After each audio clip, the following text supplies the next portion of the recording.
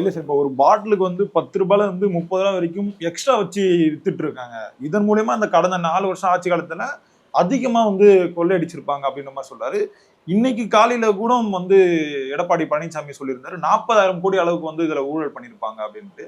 இப்ப இதெல்லாம் வச்சு பார்க்கும்போது செந்தில் பாலாஜி இல்ல மு.க.ஸ்டாலின் இவங்க 2 பேர்ல யாராவது ஒருத்தர் வந்து சிறைக்கு போவது வந்து உறுதின்ற மாதிரி தான் சார் சொல்றாங்க. செந்தில் பாலாஜி பிடிக்கிறது தான் ஏற்பாடு பண்ணிக்கிட்டே இருக்காங்களே.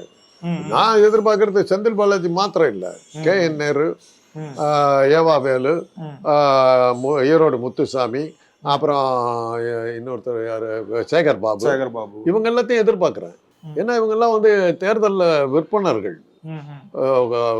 திமுகவினுடைய வெற்றிக்கு அவங்க எல்லாம் பெரிய அத்தாரிட்டியா நிக்கிறவங்க.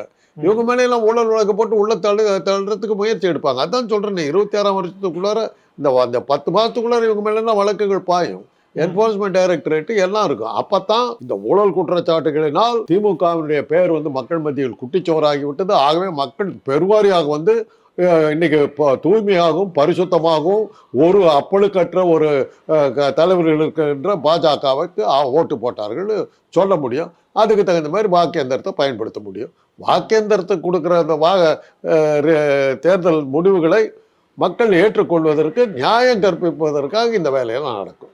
அதை எதிர்பார்க்கறது.